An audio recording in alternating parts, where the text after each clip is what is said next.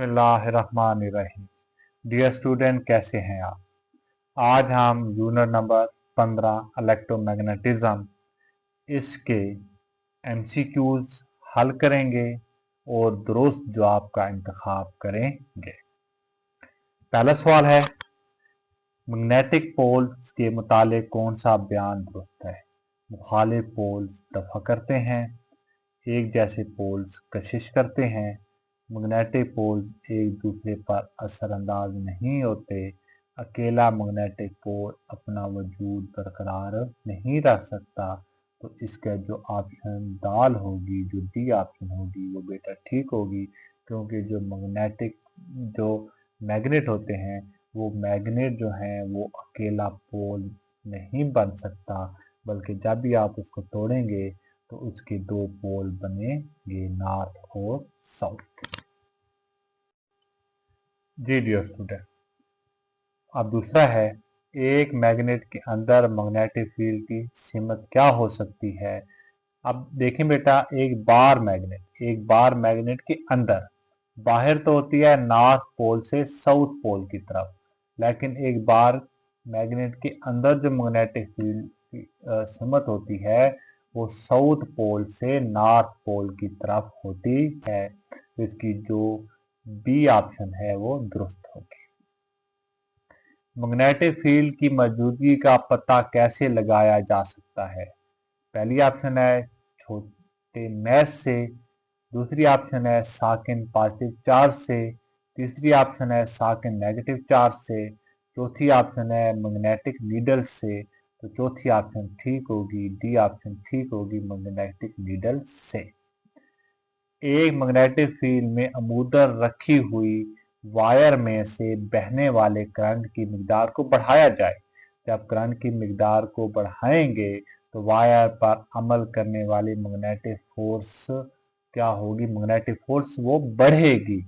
Current के बढ़ने से मैग्नेटिक फोर्स भी क्या होती है? वो बढ़ती है, बशर्ते कि जो वायर है वो मैग्नेटिक फील्ड में अमूदन रखी गई हो।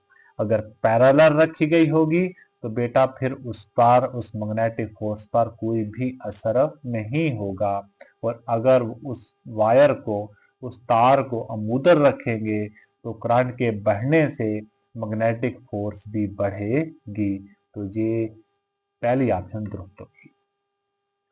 पांचवा है बेटा, डीसी मोटर तब्दील करती हैं। तो डीसी मोटर जो घरों में इस्तेमाल हो रही हैं, तो डीसी मोटर क्या होती हैं? वो बिजली से चलती हैं, इलेक्ट्रिकल एनर्जी से चलती हैं और आपको काम करके देती हैं। मतलब वो इलेक्ट्रिकल एनर्जी को मैकेनिकल एनर्जी में तब्दील करती हैं। तो इसकी जो सी ऑप्शन होगी वो दुरुस्त होगी, इलेक्ट्रिकल एनर्जी को मैकेनिकल एनर्जी में तब्दील करती है। छठा है बेटा, डीसी मोटर का कौन सा हिस्सा हर आधे साइकिल के बाद कॉइल में से बहने वाले करंट की सीमत को तब्दील कर देता है? तो हमने पढ़ा था जो कम्यूटेटर होता है वो करंट की सीमत को तब्दील करने के लिए इस्तेमाल होता है। तो उसकी जो बी ऑप्शन होगी वो दुरुस्त होगी। फिर इसके बाद है बेटा, इंड्यूस ईएमएफ की सीमत सर्किट इंड्यूस ईएमएफ की सीमत सर्किट में किस कानून के मुताबिक होती है?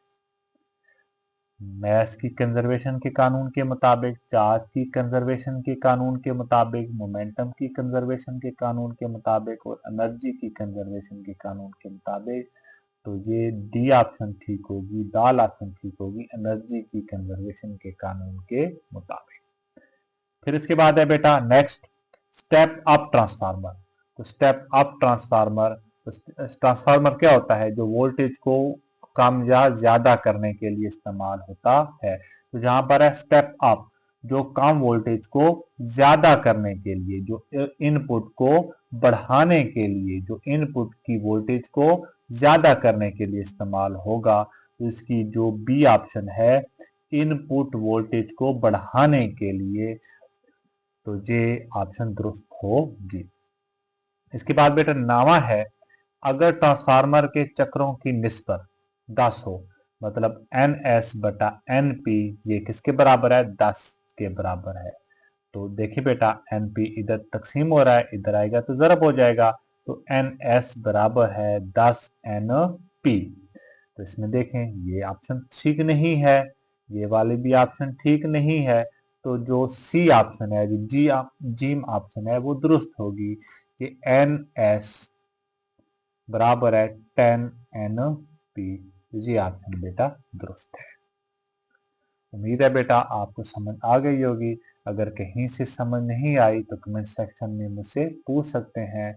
आपने इस लेक्चर को तवज्जो के साथ सुनना है और हर जो MCQs है उसको आपने हल करके दुरुस्त जवाब का इंतखाब करना है। इंशाल्लाह नेक्स्ट वीडियो के साथ फिर हाजिर होंगे। अल्लाह हाफिज।